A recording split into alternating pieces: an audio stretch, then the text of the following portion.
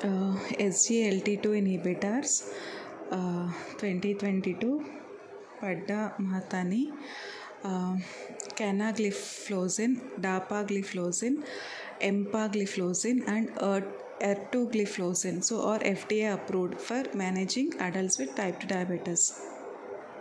So canagliflozin, dapagliflozin, empagliflozin and ertugliflozin. Cana, dapa, empa and ertugliflozin are FDA approved for managing adult patients with type 2 diabetes to improve the blood sugar control adjunct to diet and exercise. So what are the 4 SGLT2 inhibitors? So they are cana, dapa, empa and ertugliflozin. So all 4 agents are SGLT2 inhibitors acting on the SGLT2 proteins expressed in the renal proximal convoluted tubules. So where are these drugs acting? So these drugs are acting on the SGLT2 proteins. So where are these SGLT2 proteins located? So these SGLT2 proteins, they are expressed in the renal proximal convoluted tubules. So if they block those SGLT2 proteins, what will happen? There will be a reduced reabsorption of filtered glucose, decrease the renal threshold for glucose. It decreases the renal threshold for glucose and it promotes the urinary glucose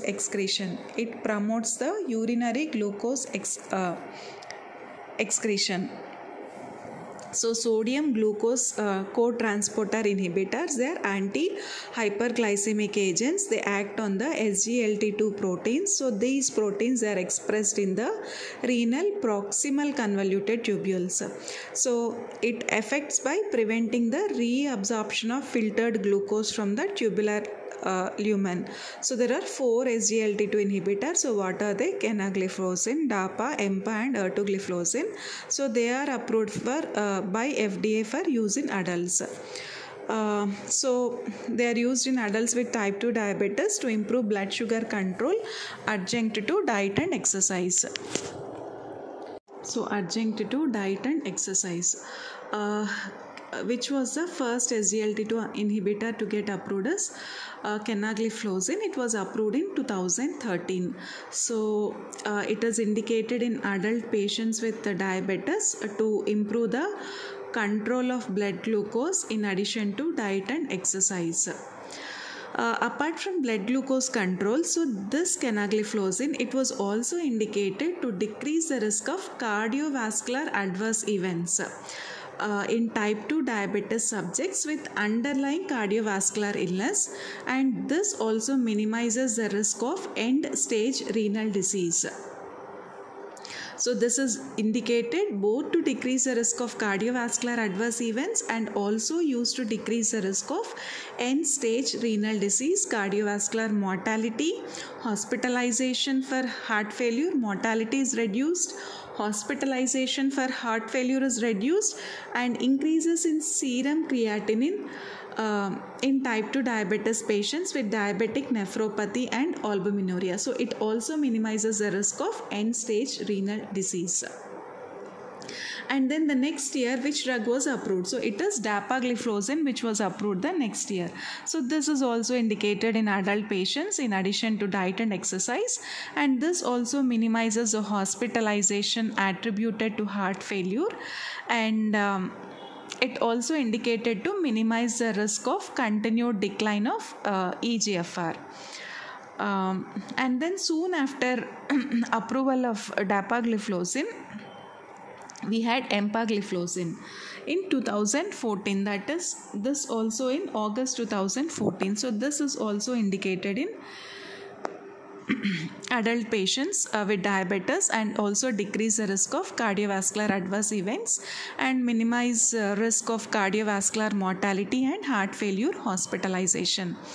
The latest SGLT2 inhibitor to receive approval is the ertugliflozin. So when was it approved? In 2017. So this also to improve the control of blood glucose in addition to the diet and exercise. So what is the mechanism of action?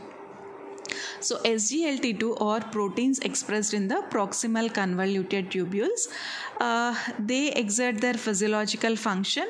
Generally these proteins, they reabsorb the filtered glucose from the tubular lumen. So all 4 SGLT2 inhibitors, they reduce the reabsorption of filtered glucose, they decrease the renal threshold for glucose and promote urinary glucose excretion. So by inhibiting this SGLT2 dependent glucose as well as sodium reabsorption also, not only glucose, by inhibiting the sodium reabsorption also, what is happening is the distal tubular sodium load is increased. So this SGLT2 inhibitors are acting on the SGLT2 proteins in the proximal convoluted tubule. So this SGLT2 inhibitors, apart from glucose preventing the glucose reabsorption, they also inhibit the sodium reabsorption. So this causes an increase in the distal tubular sodium load. So not only so, because the distal tubular sodium load is increased, so this inhibits the renin angiotensin aldosterone system. So this also inhibits the renin angiotensin aldosterone system. But this SGLT2 inhibitors are also considered to regulate specific physiological functions, which include decreasing the renal intraglomerular pressure. What are they decreasing? Renal intraglomerular pressure also they are decreasing. Okay, and they are promoting tubuloglomerular feedback, down regulating the sympathetic activity. Some feedback also they are giving, tubuloglomerular feedback they are giving. So this tubuloglomerular feedback, so this is causing down regulation of the sympathetic activity and reducing the heart's preload and afterload. So they are reducing the heart's preload and afterload. So sodium glucose reabsorption is inhibited, sodium reabsorption is inhibited, thereby inhibiting the renin angiotensin aldosterone system, and they also regulates the specific physiological functions, decreasing the intraglomerular pressure, renal intraglomerular pressure, promoting the tubuloglomerular feedback, down regulating the sympathetic activity, and also these agents they reduce the heart preload and afterload. So canagliflozin, it is available in 100 and 300 mg tablets. So 100 mg tablets and 300 mg tablets. So this canagliflozin, it is modified based on GFR. So eGFR greater than 60, we have to give 100 mg once daily, and it should be consumed before the first meal of the day. If additional glycemic control and tolerance is okay with canagliflozin, so we can increase to 300 mg once daily in adult patients.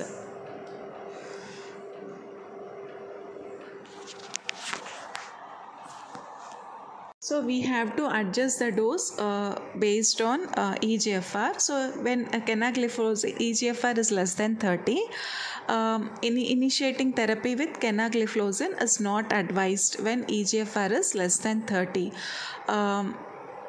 So although 100 mg once daily may be administered in subjects with albuminuria greater than 300 mg if already news and albuminuria greater than 300 mg, we can continue that 100 mg once daily. So this will further decrease the end stage renal disease risk, cardiovascular mortality, hospitalization for heart failure, and reduce the rise in serum creatinine in this subset of patients. And we have to hold the medication 3 days prior to a surgical procedure. So prior to any surgical procedure, these medicines should be stopped 3 days prior to a surgical procedure. And dapagliflozin also, they are available in 5 and 10 mg tablets. So these also have to be adjusted according to the GFR. So renal function should be assessed prior to initiating dapagliflozin if patients are in a state of volume depletion. So this should be corrected before being started on therapy. Supposing if patients are in volume depletion, so first we have to correct this volume depletion and then we have to start dapagliflozin and then empagliflozin. So this is available in 10 mg and 25 mg tablets for consumption in adults. EMPA is 10 and 25. DAPA is 5 and 10 mg tablets. EMPA is, we are increasing the dose. It's 10 and 25 mg. And so this also can be consumed with or without the food. And here also renal function should be assessed, and EGFR less than 30 should not be started on therapy. And before volume depletion is not corrected, we should not start this empagliflozin. And this is also not advised in patients with a history of type 1 diabetes, because this increases the risk of diabetic ketoacidosis. So this empagliflozin is known to cause euglycemic ketoacidosis, and this also should be held 3 days prior to a surgical procedure. And then we have ertugliflozin. So these are available in 5 and 15 mg tablets. So these also can be consumed with or without food. Renal function should be assessed and volume depletion should have this corrected before starting on therapy. And it's also not advised in type 1 diabetes. So here also we have to stop the medication 4 days prior to a surgical procedure. And so what are the side effects of this canagliflozin? So they mainly have this urinary tract infections. They cause increased urination because glucose is excreted, and that will lead to urinary tract infections, genital mycotic infections, and because of the dehydration they will increase the thirst. Because of volume depletion they causes constipation, nausea, and there is also the vulvovaginal pruritus. And contraindications. So patients receiving treatment with dialysis are contraindicated to receive therapy with any of the 4 SGLT2 inhibitors. So patients who are on dialysis, these are the absolute contraindications.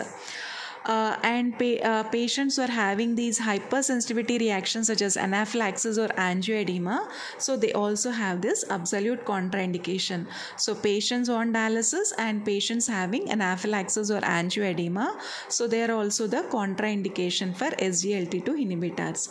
And monitoring, so before starting this SGLT2, volume status and renal function should be monitored, since all these 4 agents they cause intravascular volume contraction. So this results in symptomatic decrease in blood pressure, because even sodium is also excreted, and there will be a short-term transient alteration in serum creatinine. So because this is causing volume loss, this is causing symptomatic decrease in blood pressure, and this is also causing alteration in serum creatinine. What we have to do is we have to monitor the serum creatinine levels, and blood pressure also should be monitored routinely after initiating SGLT2 inhibitors. So patients with renal dysfunction, patients receiving loop diuretics, because again this will aggravate the volume contraction, and elderly patients receiving therapy with an SGLT2 inhibitor should be monitored. Even elderly patients also we have to monitor carefully, because there is a risk for volume depletion. And we have to get a CBC, basic metabolic panel, kidney function, they should be done routinely, as we also do a serum creatinine, GFR, hematocrit, hemoglobin, LDL cholesterol. And blood glucose and HbA1c should be assessed at baseline and monitored routinely throughout the treatment course. So we have to assess the blood glucose and HbA1c. And patients presenting with clinical implications and manifestations of metabolic acidosis, they should be thoroughly investigated for ketoacidosis. So because even though the serum glucose range is below 250, patients can have this diabetic ketoacidosis. So whenever patients are having this acidosis, and though blood sugar is less than 250, we have to thoroughly investigate for ketoacidosis. So if there is a ketoacidosis, what should we do? We have to stop the SGLT2 inhibitor and we have to give appropriate treatment such as insulin, IV fluids, and carbohydrate replacement also should be initiated. Although the risk of ketoacidosis is significantly greater in type 1 diabetes compared to type 2, receiving treatment with an SGLT2 inhibitor, severe ketoacidosis necessitating urgent hospitalization has been reported in both the groups. The ketoacidosis risk with these SGLT2 inhibitors is greater than in type 1 diabetes compared to type 2 diabetes patients. So compared to type 1 and type 2 diabetes, if type 1 diabetes patients are on SGLT2, there is an increased risk of ketoacidosis. And patients who are receiving insulin and insulin secretagogues along with SGLT2, the dose of those insulin and insulin secretagogues, the dose reductions are required and they should be monitored for hypoglycemic symptoms. So patients whoever are taking this insulin and insulin secretagogues, the dose reduction is required. And subjects who are having this history of genital mycotic infections, they also should be monitored regularly because these cause increased risk of genital mycotic infections. And genital mycotic infections, they have to be monitored. They have to be monitored for volume depletion.